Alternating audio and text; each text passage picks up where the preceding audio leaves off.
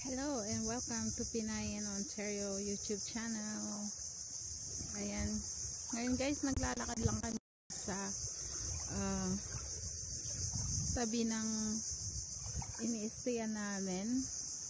Tingnan nyo guys, ini-explore lang namin yung mangrove nila dito. Ang ganda. At saka yung ano nila is ano lang siya guys, up to sa tuhod lang yung tubig, kaya nalalakad mo lang yung mangrove nila. Tingnan nyo yung tubig. Ayan, doon kami galing, diyan kami galing. So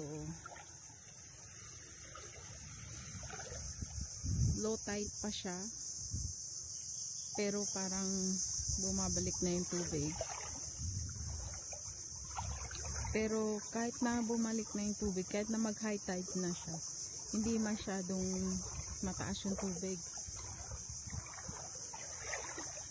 Maano pa rin, mababa pa rin, malalakad mo pa rin yung tubig. Ayan, ayan yung ano, ang lawak ng dagat dito sa ano, ini-stayan namin.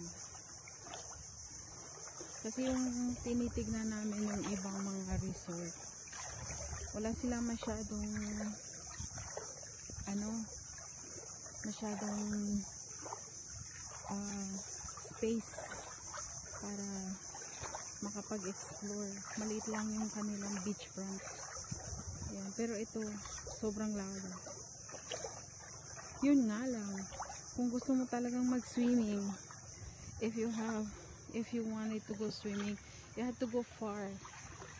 Kasi the water is only up to your knee. Sometimes it's even below your knee. So you have to go really, really far. Maybe past those boats, those fishing boats that are docked over there. Maybe you have to pass them to be able to go swimming, kasi it's really just up to your knee. So but it's white sand, so you see the water is clear there. It's nice mangrove area.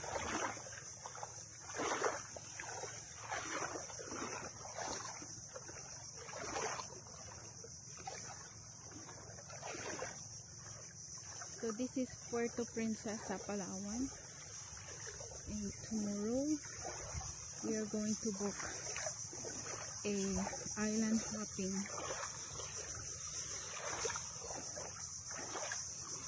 I think it's 3 different islands they take you to, and then lunch included. It's about,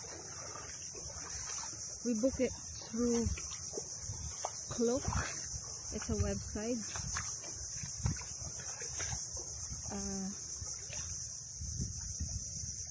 And it's $44 Canadian. It's about 1,700, almost 1,800 pesos.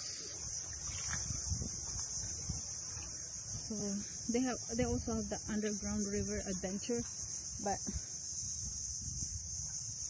I'm not really sure about doing that one.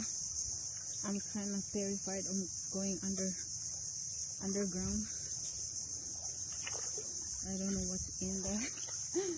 So we just settled on doing the island hopping. Right now I'm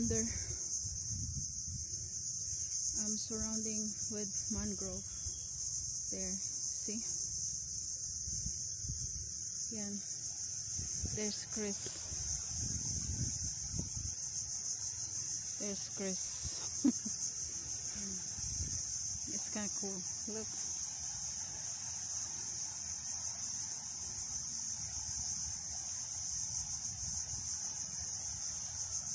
It's nice. Look at that.